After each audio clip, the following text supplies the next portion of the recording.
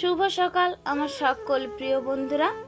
পূর্ব মেদিনীপুর জেলার ছোট্ট একটি গ্রাম থেকে আমি মানসী। বন্ধুরা, তোমরা যে যেখান থেকেই আমার ভিডিওটা দেখছো, আশা করি খুব ভালো আছো। ছোটদের ভালোবাসা আর বড়দের আশীর্বাদ নিয়ে আমি আমার আজকের ভিডিওটা শুরু করলাম। আমার আরও একটা নতুন ব্লগে তোমাদের সকলকে জানাই স্বাগত এবং অনেক অনেক ভালোবাসা। এই যে বন্ধুরা দেখো, সকাল সকাল আমি কিন্তু এই যে কাজ করতে চলে এসেছি। আর হ্যাঁ, ঘুম থেকে উঠেই দেখি এক পলক বৃষ্টিও হয়ে গিয়েছিল। তো বৃষ্টির সময় বৃষ্টি হবে, রোদের সময় রোদ হবে, শীতের সময় শীত হবে, এ তো স্বাভাবিক। কিন্তু আমরা তো মানুষ, আমাদেরকে একটু মানিয়ে নিতে হয়, একটু কষ্ট হলেও কি হয়, মানিয়ে নিতে হয়। তো যাই হোক বন্ধুরা, সকাল সকাল বৃষ্টিটা হয়েছিল ঠিকই, কিন্তু সারাদিন কিন্তু আর কোনো বৃষ্টি হচ্ছিল না। আর এই যে বৃষ্টি দেখে না, আমি দেখো এই যে রাস্তাঘাটগুলো যে জল ছিল আমি সুন্দর করে ঝাঁটিয়ে দিলাম। কারণ যখনই দেখলাম যে মেঘটা সুন্দরভাবে ক্লিয়ার হয়ে গেছে, আমি ভাবলাম যে আর বৃষ্টিটা হবেই না। আর ঠিক তাই, বৃষ্টিটা কিন্তু সারাদিনই হলো না। রাস্তাঘাটগুলো কিন্তু খুব সুন্দর শুকনো হয়ে গিয়েছিল।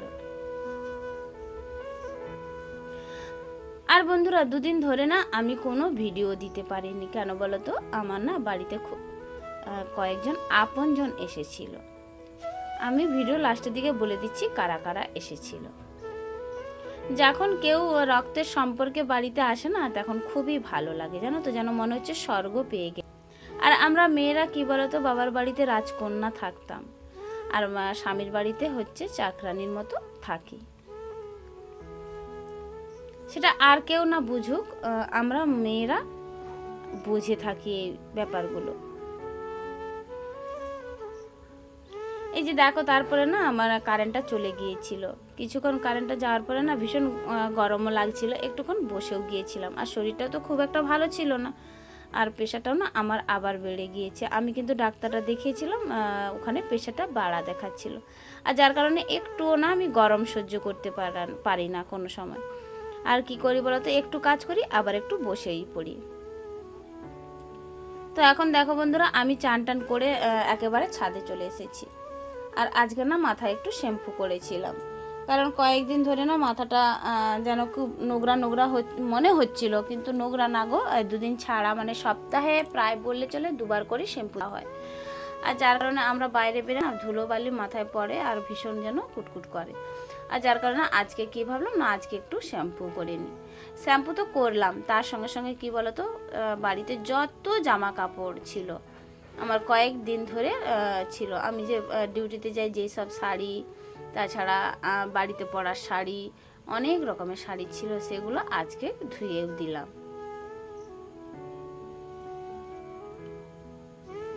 আর জানো তো বন্ধুরা, আমার না মা এসেছিল এবং আমার বৌদি এসেছিল, আর দুটো মেয়েও এসেছিল। আমার বৌদির দুজন মেয়ে, একটা বড় আর এইটা পরে আরেকজন ছোট।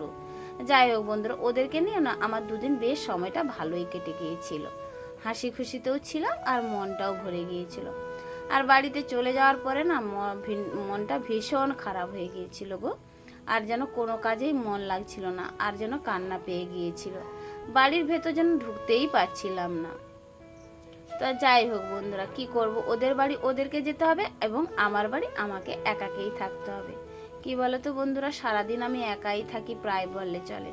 আর আমার যখন কেউ আপনজন আসে না, আমার খুবই ভালো লাগে। আর এইদিকে দেখো, তোমাদের সঙ্গে কথা বলতে বলতে আমি কতগুলো শাড়ি মেলে দিয়েছি, আর যেন পুরো ছাদটাই আমার। আমি তাই যার কারণে দেখো কত জিনিস মিলেছি। আমি কিন্তু কি করব বলো, এগুলো তো পড়েই ছিল, এগুলোকে তো মিলেও দিতে হতো।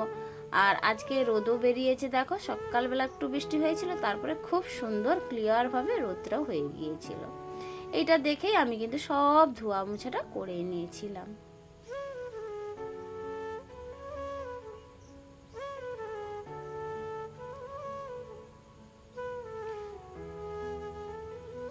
তো দেখো বন্ধুরা, এইদিকে আমি কিন্তু যে ডিউটি যাওয়া শাড়ি, আর এইদিকে দেখো এই যে ছাপা শাড়িগুলো, এগুলো ধুয়ে দিয়েছিলাম।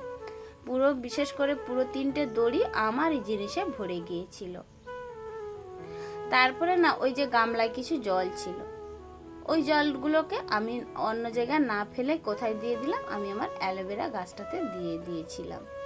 কারণ এই যে অ্যালোভেরা গাছটা কিন্তু একটু একটু শুকনো শুকনো ভাব হচ্ছিল, কারণ আজকে সকালে একটু বৃষ্টি হয়েছিল, অতটাও সুন্দর হয়নি।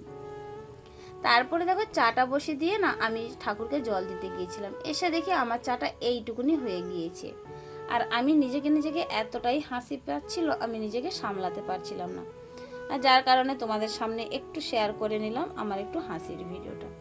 আবার এই এতটুকু চা আমি কোনোদিনই খাইনি, আর গরমও লাগছিল, একটুই হোক এই ভেবে আমি আর কিচ্ছু করলাম না, ওই একটুই চা আমি খেয়ে নিয়েছিলাম।